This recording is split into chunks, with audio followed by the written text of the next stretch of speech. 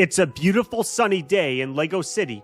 The farmer's market is bustling as people buy fruits and vegetables. Where do all the fruits and vegetables come from? Here's Uncle Geist, the farmer. Let's see if he knows. The farm has a lot of fruits. There's pineapple, raspberries, blackberries, apples, blueberries, grapes, and pumpkins. Past the pig pen, there are a lot of vegetables too. There's cucumbers, carrots, asparagus, tomatoes, Brussels sprouts, and a wheat field, which I'm calling vegetables and fruit because it's a plant. To build the pineapple, take some leaf pieces and attach them together in the shape of a bush. Then take the pineapple head piece and put it in the middle of the plant. Attach a grass piece to the top of the pineapple head. Alternatively, you can use two 1x1 round leaf pieces for the top of the pineapple as well. The resemblance is unbelievable. To make the blueberry bushes, take a green grass piece and attach it into a 1x1 round green plate. Add two more green grass pieces on top of that. To make the blueberries, take a 1x1 transparent round plate and attach it onto a 1x1 round green leaf piece.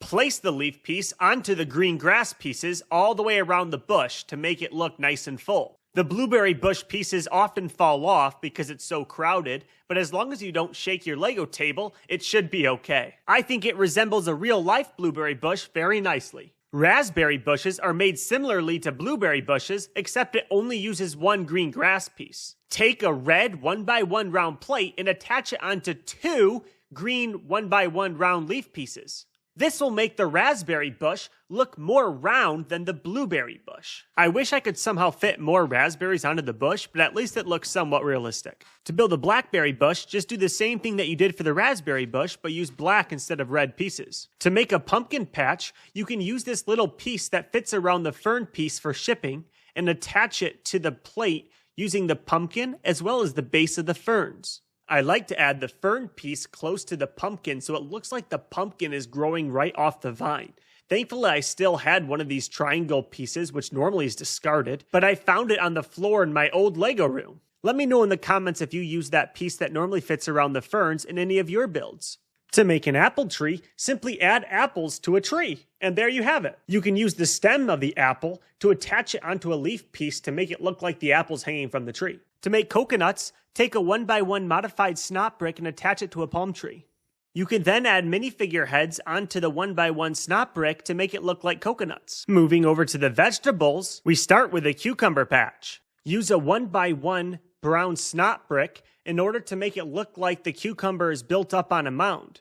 Then start attaching the leaf pieces onto it. One of my subscribers named Grills grew up on a cucumber farm and he said this is exactly how they look. Once the leaf pieces are installed around the 1x1 snot brick, it is time to add the cucumbers. To make the cucumbers, I used a 1x1 round green brick attached to one of these clip pieces so it looks like a vine is growing out to the cucumber. Whenever I see cucumber plants, they're always sprawling out across the garden, so I wanted to add a few more fern pieces all around the cucumber mound.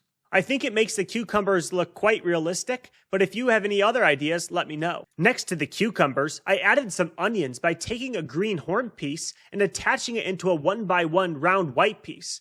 I also got the idea to take a green knife blade and attach it onto a clear 1x1 round plate. This makes it look like the onions are just poking up out of the ground.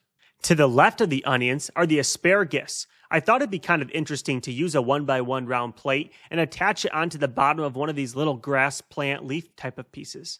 This same technique can also be used for the carrots. To differentiate between the two, I added a little girl who's pulling up a carrot to feed her bunny rabbit. To the left of the onions is the tomato plant. I attached a whole bunch of leaf pieces onto a Lego seaweed piece. Unfortunately, you have to bend the seaweed piece a little bit to get all the plant pieces on, but the final result looks really nice.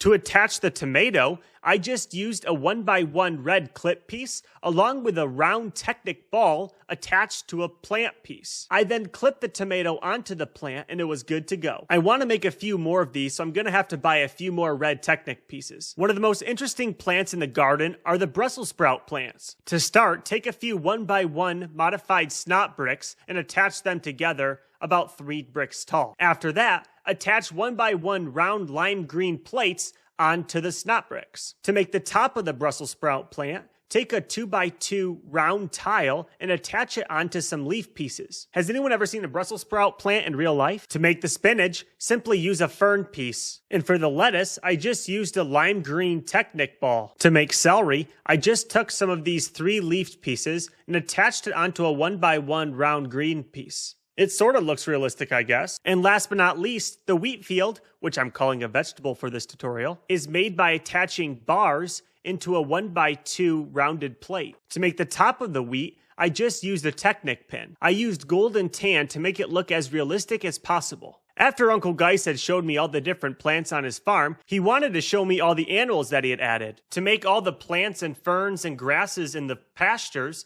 I added a whole bunch of random grass pieces, leaf pieces, and flower pieces. This makes it look like a wild meadow. The farm now has pigs, chickens, sheep, horses, and cows.